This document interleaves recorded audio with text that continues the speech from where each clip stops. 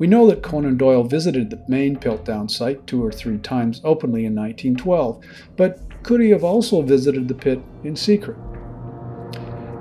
The pit was located by the edge of the road leading to Barkham Manor, a private road on private property.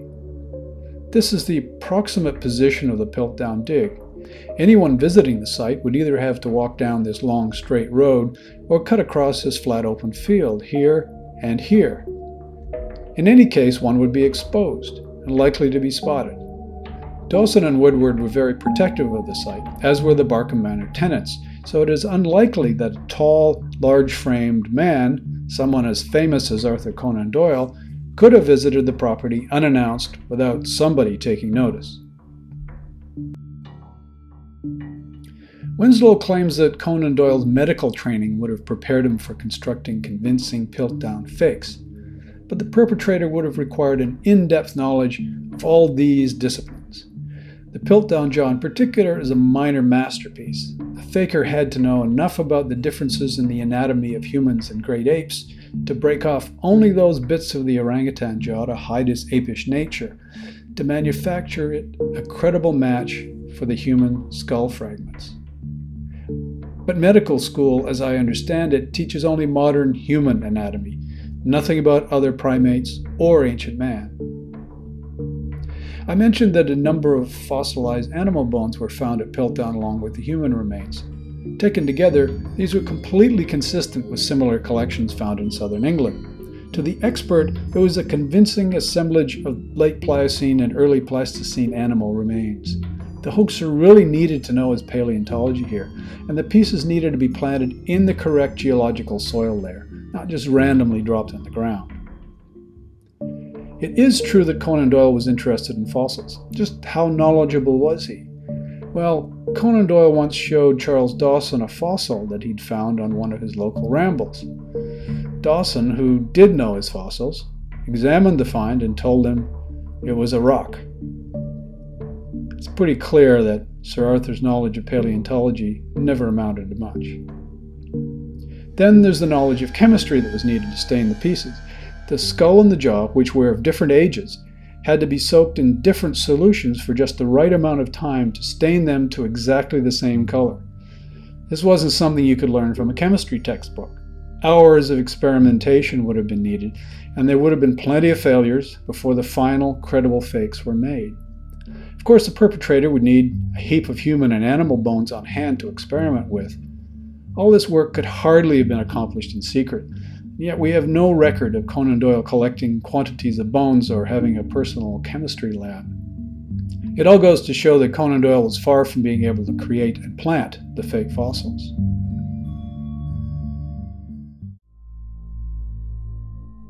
Let's turn to the clues that Conan Doyle apparently planted in the Lost World. These clues are the key to the so-called Piltdown Code. Winslow claims that similarities between the novel and the Piltdown episode can only be explained if Conan Doyle was engineering the hoax while he was writing the story. Specific clues in the novel include references to faking bones, practical jokes, early man and missing links, primitive men who bear a striking similarity to orangutans, a plateau which is apparently quite similar to the area of southern England that contains Piltdown. Does any of this seem convincing to you? Actually, we know perfectly well what inspired Conan Doyle to write the novel. Real-life explorers in South America, dinosaur footprints in Crowborough. No hoaxes need apply. Maybe meeting Dawson and talking about fossils in 1909 helped to move the idea of the novel forward, but it seems to me a colossal leap of credibility to conclude that Conan Doyle could only have included these elements in his novel because of Piltdown. Now comes Richard Milner and his 1996 theory, New Clues in the Lost World. Please fasten your seatbelts. In one scene in the novel, the explorers creep through a cave that they believe will take them off the plateau to freedom. Conan Doyle uses the Latin name Araucaria to describe the type of wood that they use for torches. And Milner claims that the best known member of the Araucaria genus is the monkey puzzle tree. It's an appropriate word, he says, for Piltdown Man, the fraudulent missing link between apes and humans, but it also points to the monkey puzzle trees that grew next to the Piltdown pit at Barkham Manor.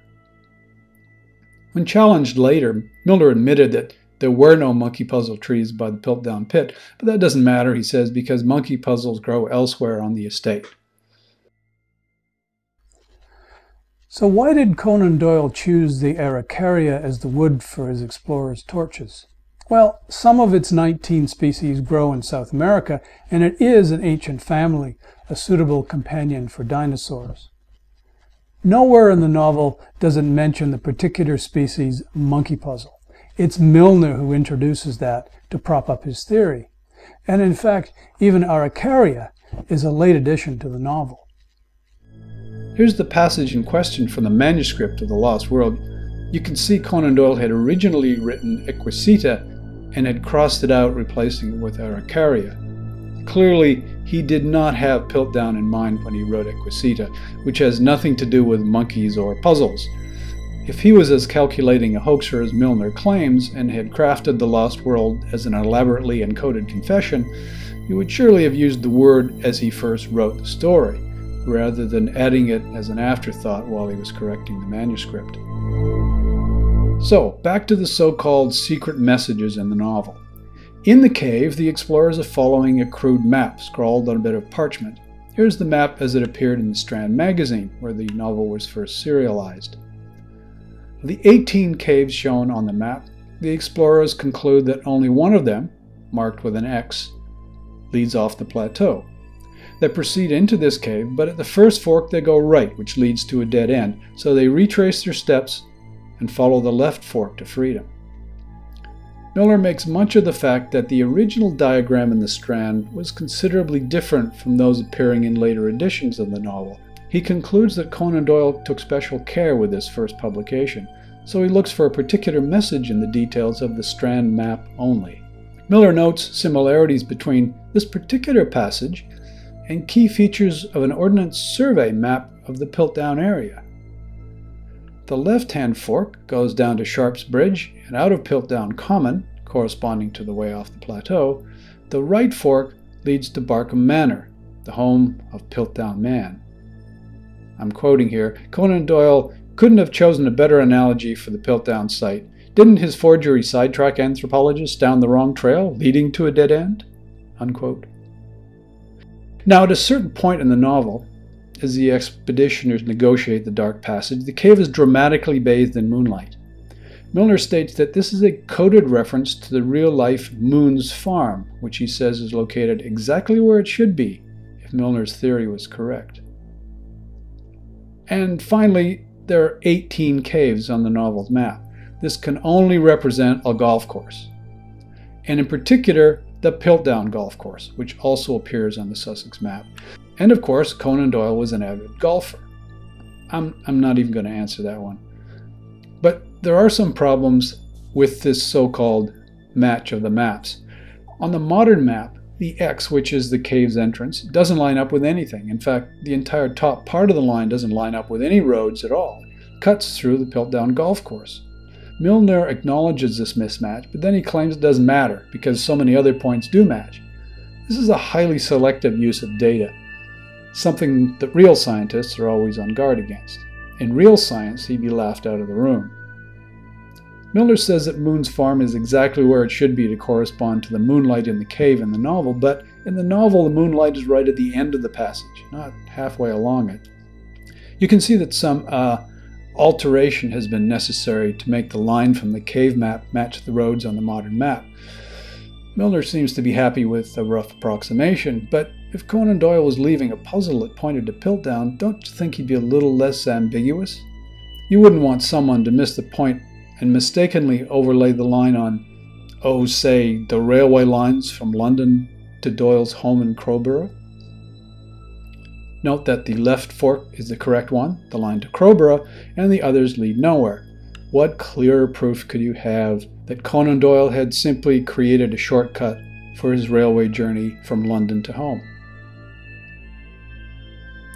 There are other, more fundamental problems with Milner's map alignment theory. It's all based on the belief that Conan Doyle took special effort to create the cave map in the Strand, the novel's first appearance, so that the lines would be just so.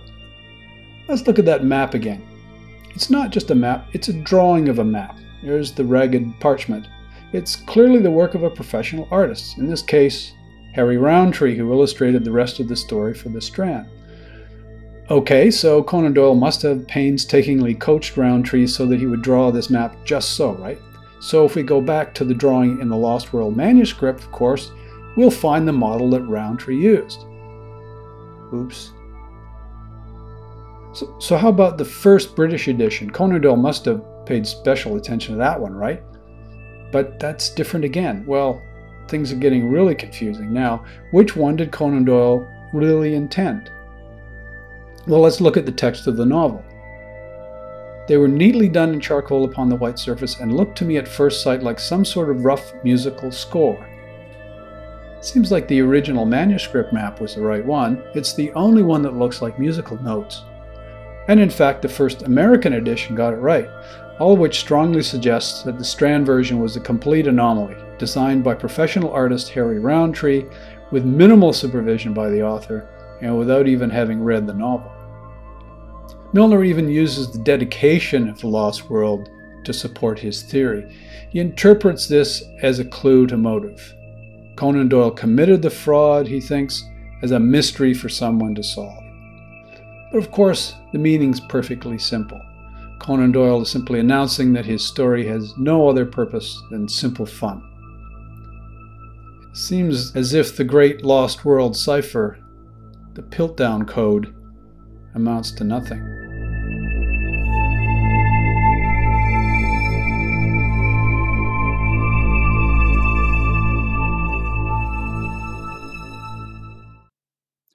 So what can we say about the idea that Conan Doyle perpetrated the Piltdown hoax?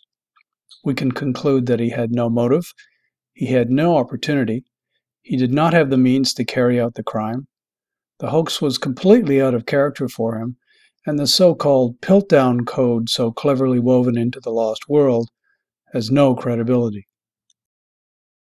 Winslow makes much of the fact that he has assembled a vast quantity of suggestive evidence. Surely, taken together, it must be true.